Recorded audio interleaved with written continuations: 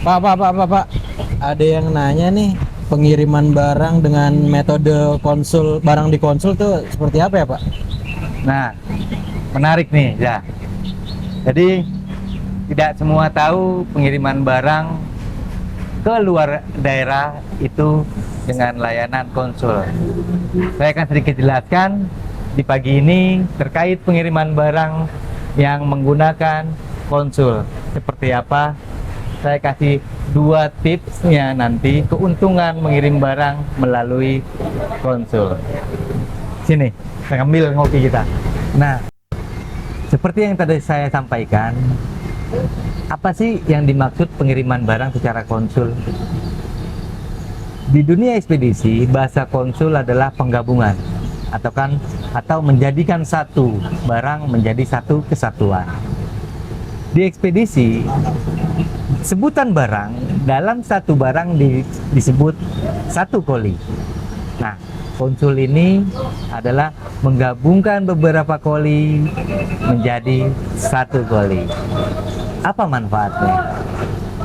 Yang pertama, manfaat konsul ini adalah untuk menghindari barang-barang yang Anda kirimkan dari beberapa koli ini tercecer atau nggak hilang dalam proses pengiriman. Kenapa bisa hilang? Karena bentuk barang itu pasti ada yang besar dan ada yang kecil. Nah, penggabungan barang konsul ini khusus untuk barang-barang ringan dan barang kecil. Saya kasih contoh. Bila Anda membeli satu set perangkat komputer yang di dalamnya ada monitor, ada PC, ada keyboard, ada mouse, dan beberapa aksesoris lainnya penunjang komputer. Bila barang-barang ini di packing secara terpisah atau parsial, ini akan riskan tercecer dan hilang dalam proses perjalanan. Karena apa? Pengiriman barang ini belum tentu dekat. Kalau pengiriman barang ini prosesnya panjang dan membutuhkan waktu yang lama, ini riskan banget untuk tercecer atau hilang. Walaupun dari pihak ekspedisi sudah membeli marking atau tanda dalam satu kolinya. Misalkan ada 5 barang, berarti kita menandai atau menulis di barang tersebut 1/5.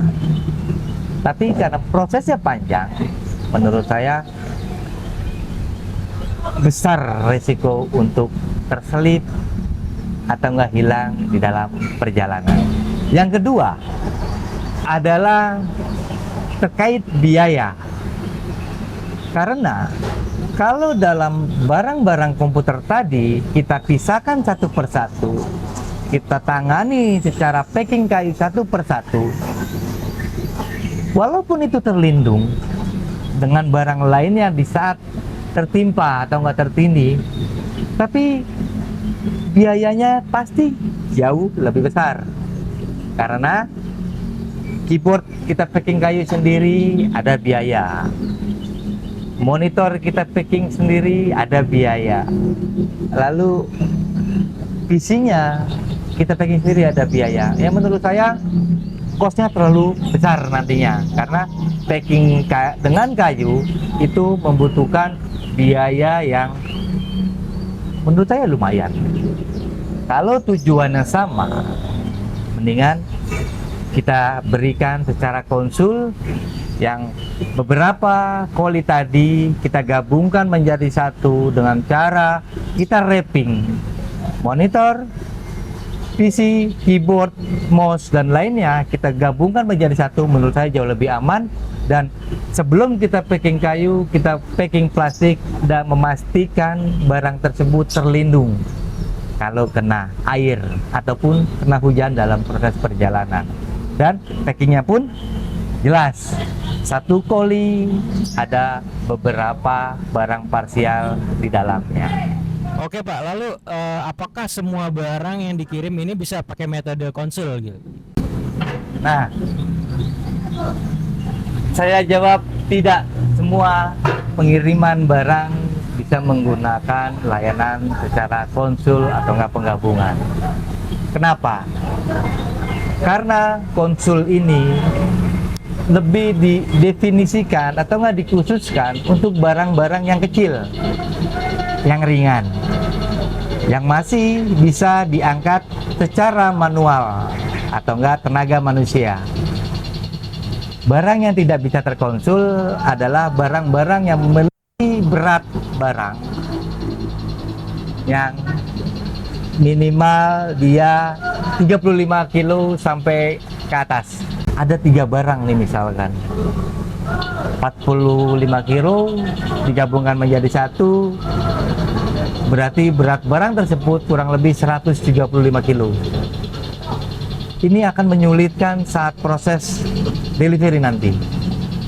Kalau kita di sini nggak masalah, ada forklift, alat berat untuk proses loading dan unloading. Tapi saat delivery nanti, yang barang ini akan diantarkan langsung ke alamat Anda, belum tentu ada alat berat atau enggak ada manpower yang mumpuni untuk mengangkat barang ini atau enggak menurunkan barang ini dari mobil ke rumah Anda. Jadi enggak semua barang bisa dikonsul dan enggak semua barang aman untuk dikonsul. Oke, pastikan bila Anda sudah mengetahui terkait konsul ini dan Anda mengirimkan barang ke ekspedisi manapun, Anda bisa meminta konsul seperti ini. Dan tanyakan, ekspedisi harus memahami terkait definisi konsul. Kalau di SNG, jika kita mengetahui jenis barang dari customer yang akan dikirimkan, pasti kita menawarkan konsul ini. Karena barang ini lebih aman saat proses perjalanan. Yang kedua, biaya yang customer keluarkan jauh lebih murah. Yang ketiga, prosesnya jauh lebih cepat. Kalau tanpa packing banyak, barang Anda pun jawab sampainya bisa lebih cepat di tangan Anda. Jadi itulah sedikit pemahaman metode penanganan barang secara konsul. Di dalam metode penanganan barang secara konsul ini, kami juga memberikan layanan repacking. Ada 4 jenis layanan tersebut yang akan kami berikan. Yang pertama, perlindungan barang menggunakan karung. Jadi karung ini adalah barang-barang yang sifatnya fleksibel. Kalau enggak, yang tidak perlu penanganan khusus tapi takat pengangkatan kita perlu pegangan. Itu karung. Yang kedua, penanganan barang dibungkus dengan kardus.